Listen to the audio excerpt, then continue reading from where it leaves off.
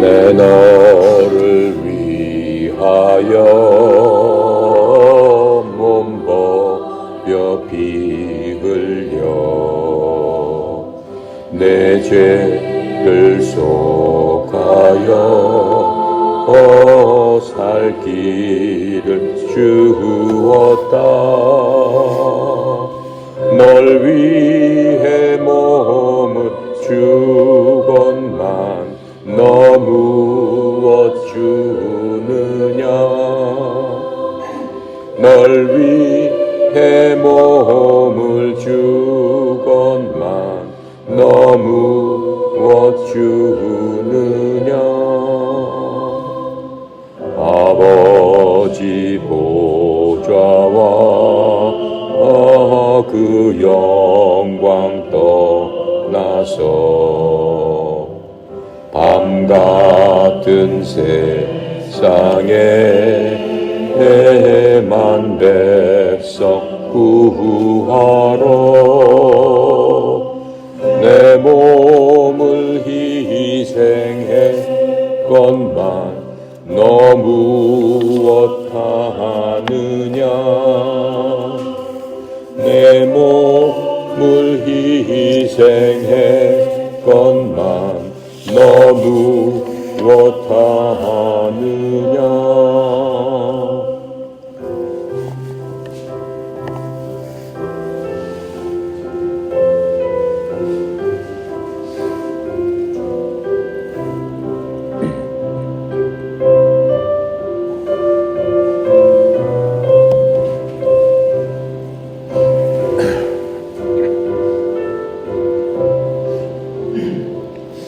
죄 중에 빠져서 영 죽을 인생을 구하여 주려고 나 피를 흘렸다. 내 죄를 대속했건만 너 무엇 하느냐. 내 죄를 대속했건만 너 무엇 하느냐. 한없는 용서와 참 사랑 가지고 세상에 내려와 값없이 주었다. 이것이 귀중하건만 너 무엇 주느냐. 이것이 귀중하건만 너 무엇 주느냐. 아멘. 오늘은 로마서 8장, 누가복음 8장입니다. 누가복음 8장.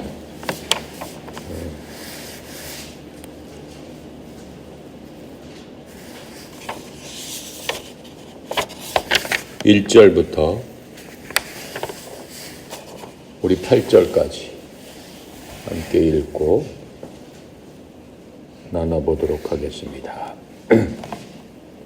그 후에 예수님께서 각 성과 마을에 두루 다니시며 하나님의 나라를 선포하시며 그 복음을 전하실새 12 제자가 함께하였고 또한 악귀를 쫓아내 내신과 병 고침을 받은 어떤 여자들 곧 7 귀신이 나간 자 막달라라 하는 마리아와 헤롯의 청지기 구사의 아내 요한나와 수산나와 다른 여러 여자가 함께하여 자기들의 소유로 그들을 섬기더라. 각 동네에서 예수께로 나와 큰 무리를 이루니 예수님께서 비유로 말씀하시되 씨를 뿌리는 자가 그 씨를 뿌리러 나가서 뿌릴새 더러는 길가에 떨어짐에 밟히 먹히고 공중의 새들이 먹어버렸고 더러는 바위 위에 떨어짐에 싹이 났다가 습기가 없으므로 말랐고 더러는 가시떨기 속에 떨어짐에 가시가 함께 자라서 기운을 막았고 더러는 좋은 땅에 떨어짐에 나서 100배 결실을 하였느니라. 이 말씀을 하시고 외치시고 들을 귀 있는 자는 들을지어다. 자, 9절부터 15절까지 다시 하겠습니다. 9절입니다. 제자들이 이 비유의 뜻을 물으니 이르시되 하나님의 나라의 비밀을 아는 것이 너희에게는 허락되었으나 다른 사람에게는 비유로 하나니 이는 그들로 보아도 보지 못하고 들어도 깨닫지 못하게 하려 함이라. 이 비유는 이러하니라. 씨는 하나님의 말씀이요 길가에 있다는 것은 말씀을 들은 자니 이에 마귀가 가서 그들을 믿어 구원을 얻지 못하게 하려고 말씀을 그 마음에서 빼앗는 것이요 바위 위에 있다는 것은 말씀을 들을 때 기쁨으로 받아나 뿌리가 없어 잠깐 믿다가 시련을 당할 때 배신하는 자요 가시떨기에 떨어졌다는 것은 말씀을 들은 자이나 지내는 중 이 생의 염려와 재물과 향락의 기운이 막혀 온전히 결실하지 못하는 자요 좋은 땅에 있다는 것은 착하고 좋은 마음으로 말씀을 듣고 지키어 인내로 결실하는 자니라. 아멘.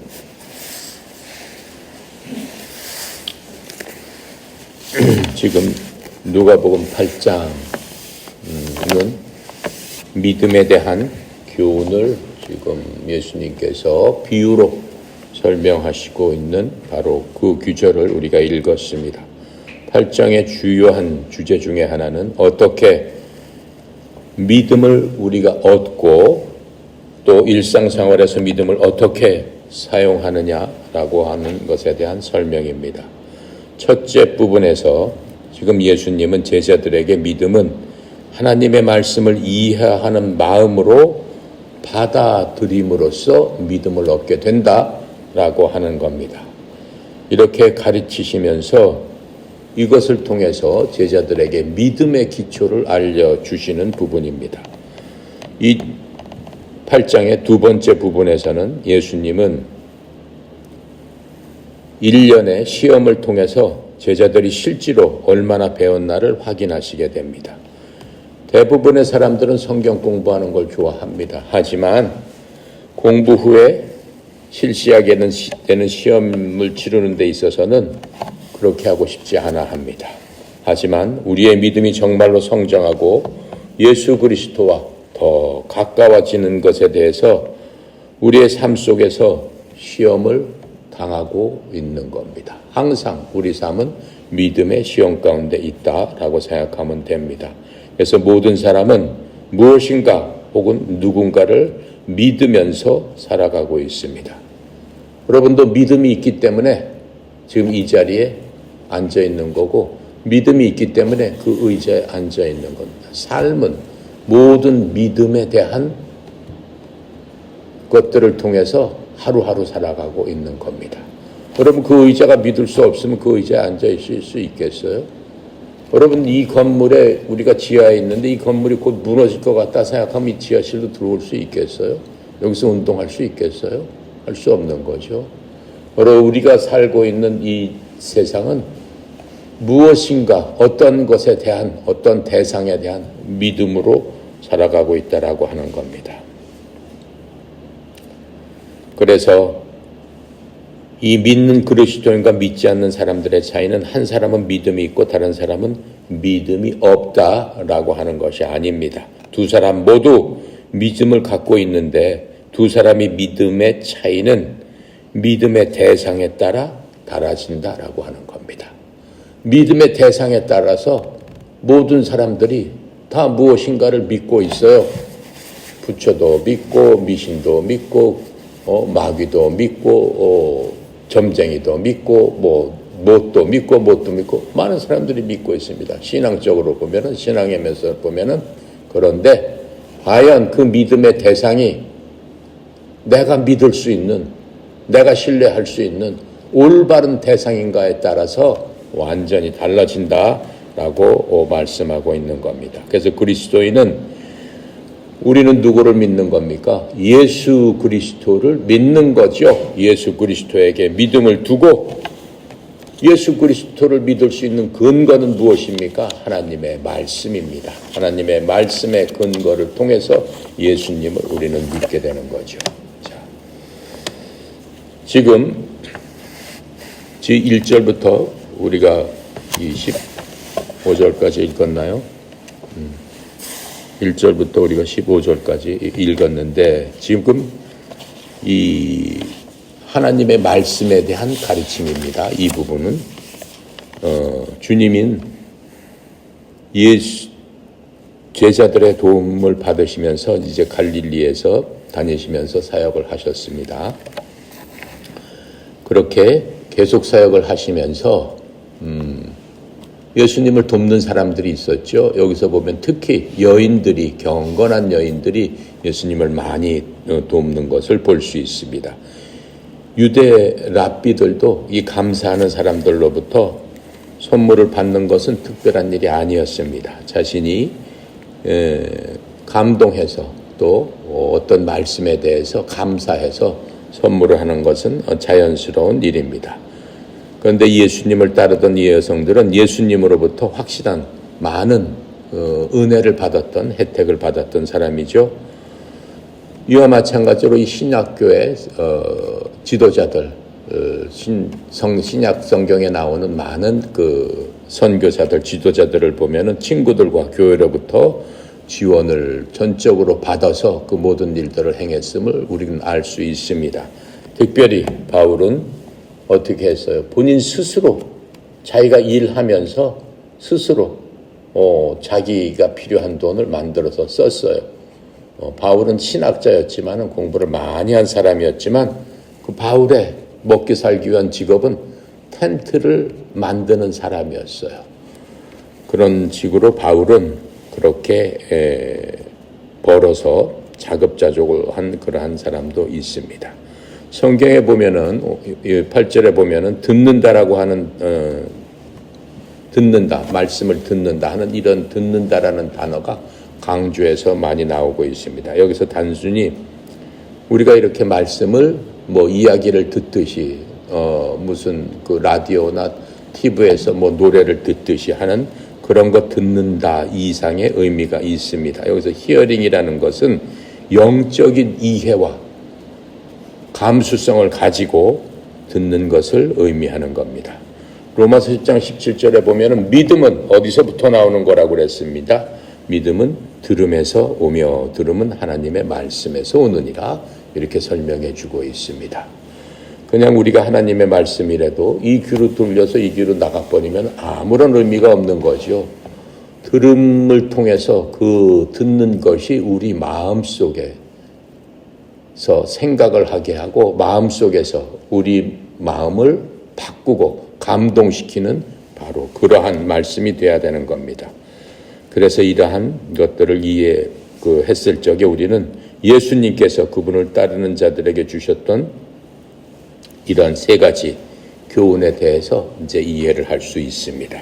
그래서 우리도 주님께서 주시는 이 말씀을 그냥 옛날에 예수님 그렇게 얘기하셨네, 그렇게 흘려보내서 없앨 말씀이 아니다라고 하는 겁니다. 이 말씀이 여러분 밭에, 마음밭에 떨어져야지만 이 말씀이 역사를 하고 이 말씀이 여러분을 인도하고 여러분의 삶을 성공적으로 바꿀 수 있다라고 하는 겁니다.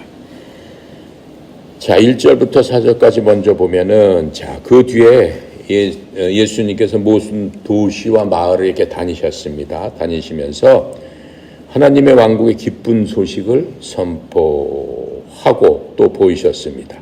그때 12 제자들이 함께 했죠. 하나님의 왕국이라는 것과 하늘의 왕국, 이렇게 성경은 약간 틀린 그 단어를 사용해서 우리에게 알려주고 계십니다. 하나님의 왕국이라는 것은 먼저 성경에서 무엇을 얘기하냐면은 이 땅에 이루어지는 하나님의 권세를 얘기하고 있습니다. 하늘의 왕국이라는 것은 원래 하나님이 계시는 3층천에 있는 그 천국을 얘기하고 있습니다. 이렇게 구별해서 얘기하고 있습니다. 하나님의 왕국은 하나님 계시는 곳에는 어떻게 되는 거예요? 하나님의 권세가 나타나는 거죠. 대통령이 꼭 대통령 관저에 있다고 해서 거기에 대통령의 권위가 있는 게 아니죠. 대통령이 비행기 타고 우리나라 대통령이 미국에 가면은 미국에서도 우리나라를 대표하는 대통령으로서 권위가 거기서 나타나게 되는 겁니다. 그런 것처럼 예수님이 계시는 곳에는 하나님의 왕국의 권세가 일어나는 겁니다. 그렇기 때문에 예수님 가시는 곳마다 기적이 일어나고 예수님께서 바다야 잠잠해라 라고 했을 적에 바다가 어떻게 됐어요?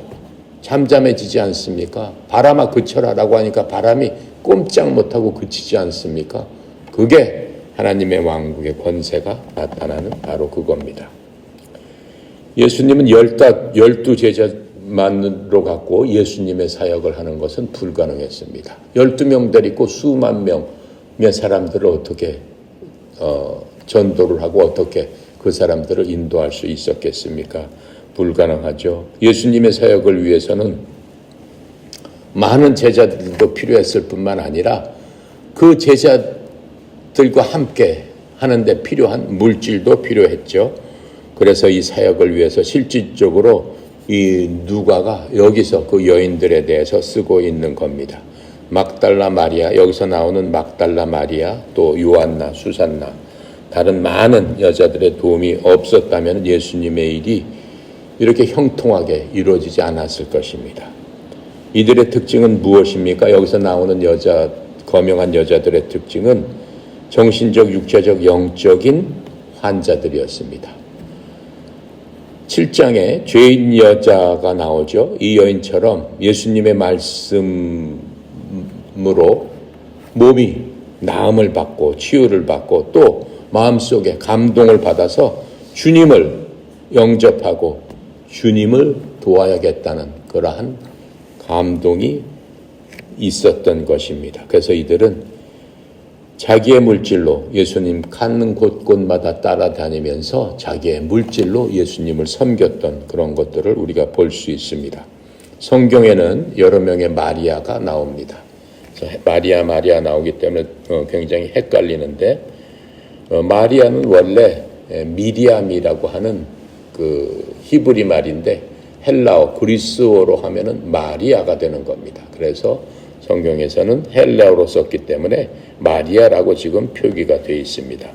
먼저 예수님의 어머니의 이름도 마리아였죠. 그리고 글로바의 아내 마리아, 예수님과 사촌이 되는 그 마리아, 또 마리아입니다. 또 죽었다가 살아난 나사로의 누이 마리아가 있고 또 갈릴리 바다 근처에서 헤매던 이 막달라 마리아, 마귀 들렸던 막달라 마리아는 예수님과 그 제자들을 섬긴 사람 가운데서도 가장 큰 명예를 얻었던 사람입니다. 어떠한 명예를 얻었습니까? 예수님께서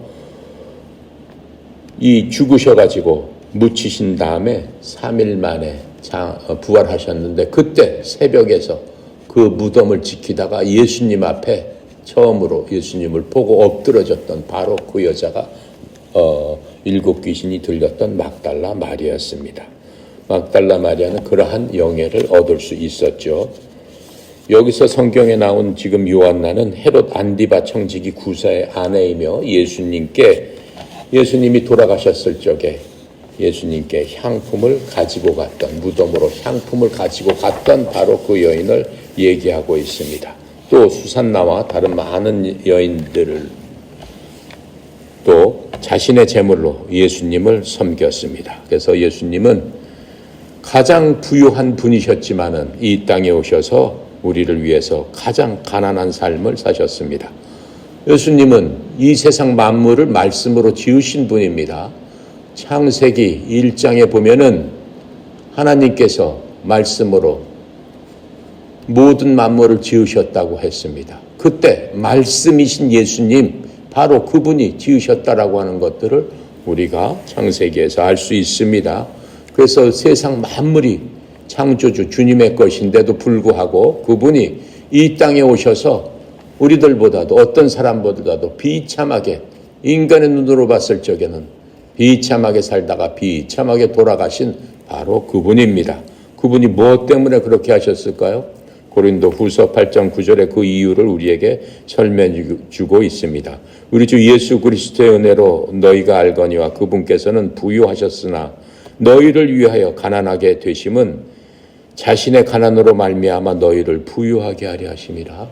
자신의 가난으로 말미암아 너희를 부유하게 하심이라. 즉 자신이 갖고 있는 것을 다 내줌으로 말미암아 우리를 부유하게 하기 위해서 내주셨더라라고 하는 거죠. 무엇까지 내주셨습니까? 자신의 영원한 생명까지 우리에게 내주시고 우리로 하여금 생명을 얻되 풍성한 생명을 얻어라라고 하시면서 우리에게 내주셨습니다. 그래서 말씀 안에서 가르침을 받는 자는 말씀을 가르치는 자와 함께 모든 좋은 것을 나누어야 한다라고 성경은 얘기하고 있습니다. 갈라디아서 6장 6절에서 그렇게 말씀하세요. 말씀 안에서 가르침을 받는 자는 가르치는 자와 함께 모든 좋은 것을 나눌지니라. 이렇게 말씀하고 있는 겁니다.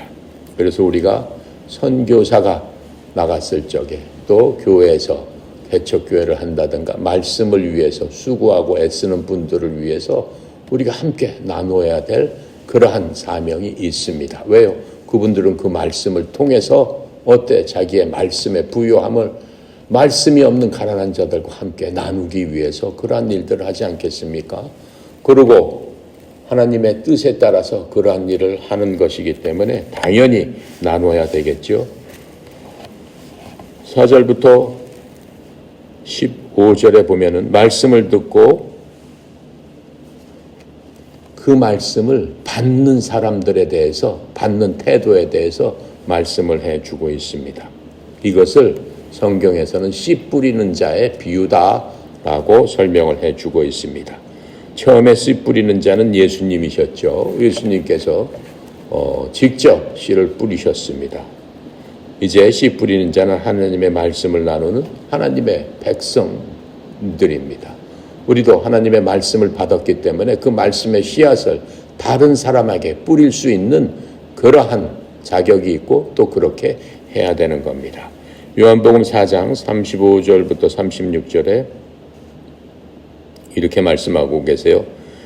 너희가 말하기를 아직 넉 달이 남아있고 그 뒤에 수확할 때가 이른다 하지 아니하였느냐. 보라, 내가 너희에게 이르노니 너희 눈을 들어 밭들을 봐라. 저것들이 이미 희게 되어 수확하게 되었도다. 거두는 자가 싹을 받고 영원한 생명에 이르는 열매를 모으나니 이것은 뿌리는 자와 거두는 자가 다 함께 기뻐하려 함이라. 우리가 그렇게 했을 적에 하나님도 기뻐하시고 구원받은 자도 기뻐하고 모든 사람을 기뻐하기 위해서 우리가 씨를 뿌려야 된다라고 하는 겁니다. 씨는 무엇을 얘기하고 있습니까? 하나님의 말씀을 얘기하고 있습니다. 씨와 같이 말씀도 생명을 가지고 있기 때문에 씨에 비유해서 예수님께서 지금 이렇게 말씀해주고 있습니다. 히브리서 4장 12절에 대해서는 말씀의 권능에 대해서 이렇게 설명해주고 계세요. 하나님의 말씀은 살아있고 권능이 있으며 양날 달린 어떤 검보다 예리하여 사람의 혼과 영과 관절과 골수를 찔러 둘로 나누기까지 하고 또 그 사람의 마음의 생각과 의도를 분별하는 분이시니라. 말씀을 통해서 주님께서는 우리의 생각과 영과 관절과 골수와 모든 것들을 둘로 쪼개시기까지 한다라고 하는 겁니다.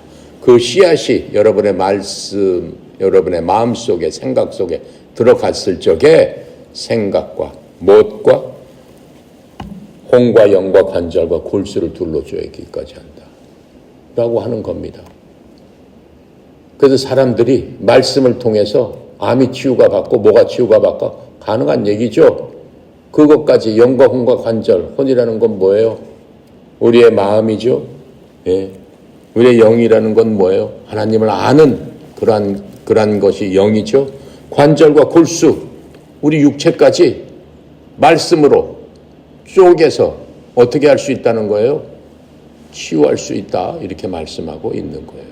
그리고 우리의 마음과 생각까지 그 말씀은 다 알고 계신다라고 하는 겁니다. 또한 이 말씀은 영적인 열매도 맺습니다.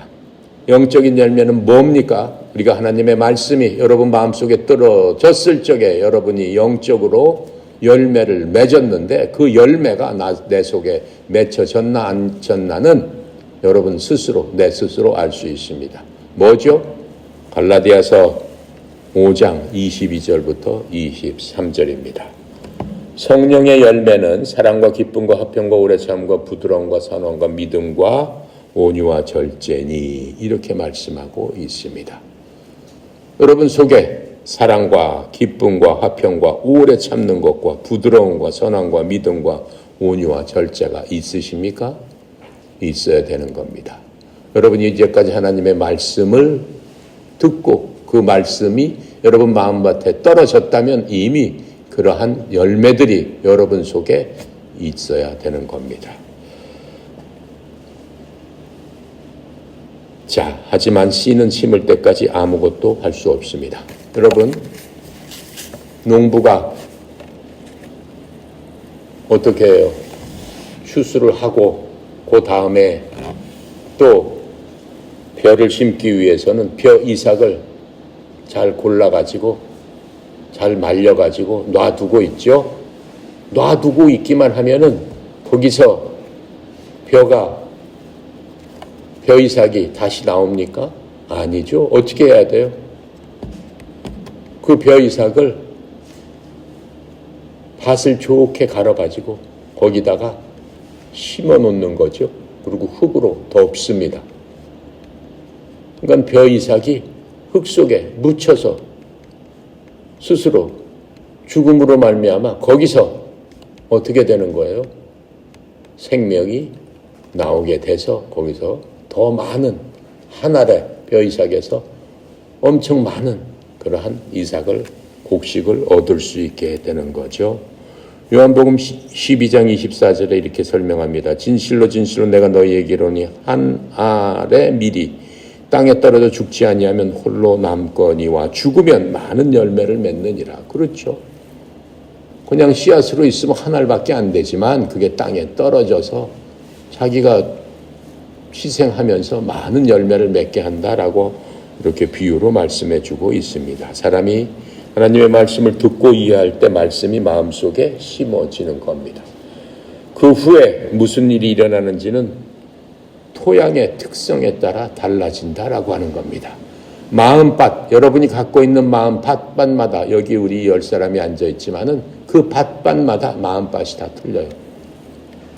그 밭에 따라서 그 사람한테 맺히는 열매가 다 틀려지게 된다라고 하는 겁니다. 예수님은 이 비유를 씨 뿌리는 비유로 지금 부르셨습니다. 하지만 이것은 어떻게 보면 흙의 비유라고도 할 수 있죠. 흙이 없는 씨앗은 열매를 맺을 수 없고 씨가 없는 흙은 또 쓸 데도 없습니다. 인간의 마음은 흙과 같습니다. 아무리 마음이 부드럽고 토양밭이 좋더라도 씨앗이 떨어지지 않으면 거기서는 아무 열매도 맺을 수 없습니다. 하지만 또 아무리 씨앗이 좋더라도 흙이 없던가 흙이 열매를 맺을 수 있는 어떠한 그러한 조건이 되지 않으면은 열매가 맺을 수 없는 거죠. 그래서 예수님께서는 4가지 다른 종류의 마음을 묘사하셨습니다. 그 중에 셋은 아무런 열매도 맺을 수 없다라고 지금 말씀하고 있습니다. 우리가 구원의 증거는 단지 말씀을 듣거나 말씀을 듣고 무엇인가를 하는 일에 있지 않습니다. 구원의 증거는 바로 열매에 있다라고 지금 예수님은 말씀해 주고 있는 겁니다. 예수님께서 산상수훈에서 마태복음에서 이렇게 말씀하고 있어요. 마태복음 7장 20절에 그러므로 너희가 그들의 열매로 그들을 알리라. 즉 구원을 받은 사람의 모습과 구원받지 못한 사람의 모습, 그러한 것들은 열매로서 구분이 될 수 있다라고 말씀하고 있는 겁니다. 이 씨 뿌리는 자의 비유는 굉장히 중요한 내용입니다. 성경에서 마태, 마가, 누가, 요한 중에서 복음서에서 중요한 것들은 복음서 여러 군데서 언급을 하고 계세요. 한 복음서에서만 이 얘기 말씀하고 있는 부분도 있습니다. 하지만 이 씨 뿌리는 자의 비유는 마태, 마가, 누가 이 세 복음서에서 똑같이 다 언급을 하고 있기 때문에 이 굉장히 중요한 말씀이다라고 하는 것들을 우리가 알 수 있습니다. 사람의 마음은 밭과 같다라고 지금 말씀했습니다. 씨는 문제가 없기 때문에 밭만 잘 준비되면은 많은 열매를 낼 수 있는 겁니다. 4절에 보니까는 이렇게 말씀하세요. 모든 도시에서 많은 사람들과 함께 모여 그분께 나오매 그분께서 비유로 말씀하셨습니다. 많은 사람들이 예수님 앞에서 모여 들었습니다.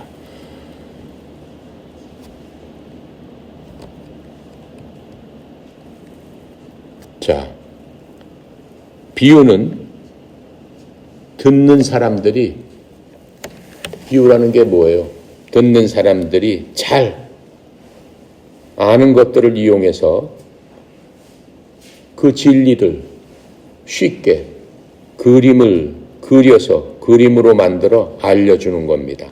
예수님께서 지금 말씀하시는 것은 씨, 흙, 열매 이러한 비유의 그림을 보여주시면서 그것이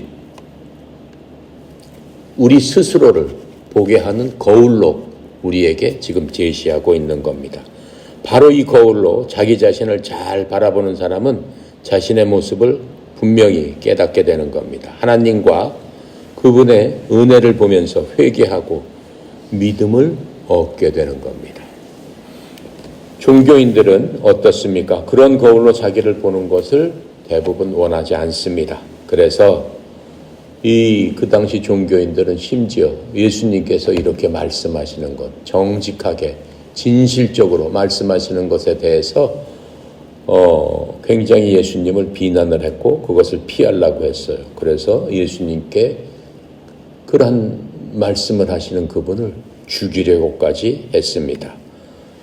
그래서 비유가 제대로 작동하려면은 우리들의 마음이 어떻게 해야 돼요? 하나님 앞에서 정직하고 겸손하게 나를 비춰볼 수 있어야 되는 겁니다. 10절에 9절부터 이제 10절에 보면은 이 얘기가 나와요. 예수님께서 많은 사람들이 함께 모여 그분에게 나오면 그분께서 비유로 말씀을 하십니다. 4절에. 그랬더니 9절 10절에 무슨 반응이 나오냐면은 그분의 제자들이 그분께 여쭤오되 비유는 무엇입니까? 라고 지금 물어봅니다. 10절에 예수님께서 이르시되 하나님의 왕국의 신비를 아는 것은 너희에게 허락되어 있지만은 다른 사람들에게는 비유로 말씀하고 있으니 이것은 그 사람들이 보아도 보지 못하고 들어도 깨닫지 못하게 하려 함이라. 왜 그렇게 말씀하셨을까요? 주님께서 많은 사람들을 계몽시키고 많은 사람들을 하나님의 자녀로 만들려고 했는데 들어도 듣지 못하고 보아도 깨닫지 못하게 하려고 했다라고 이렇게 말씀하고 있습니다. 하지만 제자들에게는 너희들에게는 알려준다라고 지금 말씀하고 있는 거죠. 왜 그랬을까요? 지금 이 말씀 그들이 보아도 보지 못하고 들어도 깨닫지 못하게 하려 합니다라고 하는 말씀은 이사야서에서 있는 말씀을 가져다가 지금 사용하신 겁니다. 이사야서 6장 9절에서 그분께서 이르시되 가서 이 백성에 말하기를 참으로 너희가 듣되 깨닫지 못하고 참으로 너희가 보되 알지 못하느니라. 예수님께서 그렇게 많이 외쳤지만은 깨닫지도 못하고 듣지도 못하고 알지도 못하더라라고 하는 거였습니다. 그 당시에 이사야 때 당시 이스라엘 백성들은 어땠습니까? 예수님 오셨을 적에 이스라엘 백성들의 마음 상태는 주님을 받아들일 자세가 전혀 되어 있지 않았습니다. 그 사람들은 나중에 어떻게 돼요? 혹독한 심판을 받고 성경에 보면은 이제 앞으로 7년 환란기가 오는데 가장 7년 환란기의 주된 타겟이 이스라엘 사람들입니다. 7년 환란기 때 거의 다 죽습니다. 그렇게 될 뿐만 아니라 결국은 그 환란기가 끝난 다음에 우리가 배척하고 죽였던 그분이 정말 메시아였구나, 정말 하나님이셨구나 라고 하는 것을 깨달아 알게 된다라고 하는 겁니다. 그건 앞으로 그들에게 닥칠 운명입니다. 요한계시록에 보면 그런 것들이 써 있죠. 그래서 예수님의 결론의 말씀은 뭡니까? 구원받는 말씀이 어떤 자들에게는 숨겨져 있고 제자들에게는 열려져 있다. 즉 우리들에게는 열려져 있다. 이렇게 말씀하고 있는 겁니다. 지금도 이스라엘 사람처럼 아무리 말씀을 전해도 이스라엘 사람처럼 구원받을 수 없는 그러한 마음가짐을 가진 사람들이 있습니다. 그 사람에게는 주님께서 말씀하시는 대로 보아도 보지 못하고 들어도 깨닫지 못한다라고 말씀하십니다. 5절에 봅니다. 5절에는 길가에 떨어진 길가와 같은 마음을 얘기하고 있습니다. 5절 씨 뿌린 자 그 씨를 뿌리러 가서 뿌릴 때 덜어는 길가에 떨어짐에 밟히고 어떻게 해요? 공중에 새들이 그것을 먹어버렸더라라고 하는 겁니다. 농부가 씨를 뿌립니다. 밭을 막 갈고 이게 농토에 보면은 어때요? 농부들이 지나가는 길은 단단하죠. 그 길로 계속 지나다녔기 때문에 농토 그때. 근데 씨가 그런 대로 떨어진 경우를 지금 얘기하고 있습니다. 흙은 말씀을 듣는 사람의 마음을 나타낸다고 했습니다. 하지만 마음이 이렇게 단단해지게 되면은 주님의 말씀 뭐예요? 마귀가 즉시로 말씀의 씨앗을 뺏어가 버린다라고 해서 여기서 공중의 새가 와서 그 떨어진 씨앗을 쫓아 먹어버린다라고 했습니다. 공중의 새는 지금 공중 권세 잡은 마귀를 비유로 말씀하고 있는 겁니다. 어떻게 마음이 단단해집니까? 보통 밭이나 그 옆에 있는 길이 사람들이 왔다 갔다 하며 밟음으로써 흙이 단단하게 굳어지게 됨을 우리는 알 수 있죠. 그래서 우리들이 눈과 귀로 보고 듣는 모든 것들은 결국 마음으로 들어가게 되어 있습니다. 그렇기 때문에 우리 마음속으로 걷는 것에 대해서 조심해야 마음이 단단하게 되지 않습니다. 쓸데없이 마음속에 필요 없는 것들을 계속 보게 되면은 그 마음이 굳어지고 단단해져서 이러한 하나님의 말씀 씨앗이 떨어지더라도 마음이 단단해져 가지고 그것에 대한 감각이 없어져 버립니다. 그러니까는 필요 없는 것들을 보고 필요 없는 것들에 마음을 쏟아버리면은 정말로 진실되게 우리가 선한 마음으로 바뀌기니까 너무나 힘든 거예요. 너무나 힘든 거예요. 그래서 쓸데없는 것들을 우리 마음속에 가둬두면 안 된다라고 하는 거예요. 헛된 것들을 보게 되면 어때요? 자꾸 보게 되면 그걸 자꾸 보고 싶은 거예요. 그렇게 되면 어떻게 돼요? 마음이 굳어져요. 굳어져요. 네. 여러분들도 경험을 했는지 모르지만 굳어져 버리는 거예요. 굳어져 가지고 어때요? 다른 것들은 어때? 감각이 둔해지는 거예요. 그랬을 적에 하나님의 말씀이 그 마음밭에 떨어진다 한들 어때요? 제대로 작동을 못한다라고 하는 겁니다. 그렇게 되면은 마귀가 와서 그 말씀을 뺏어가 버린다. 전혀 관계없는 사람이 되어버린다라고 하는 겁니다. 그래서 씨가 밟히고 발에 밟히고 새들이 먹었다는 것은 씨가 떨어지자마자 마귀가 와서 말씀을 뺏어감으로 믿지 못하게 되는 겁니다. 구원을 받지 못하게 되는 겁니다. 마귀의 주요 관심사는 뭡니까?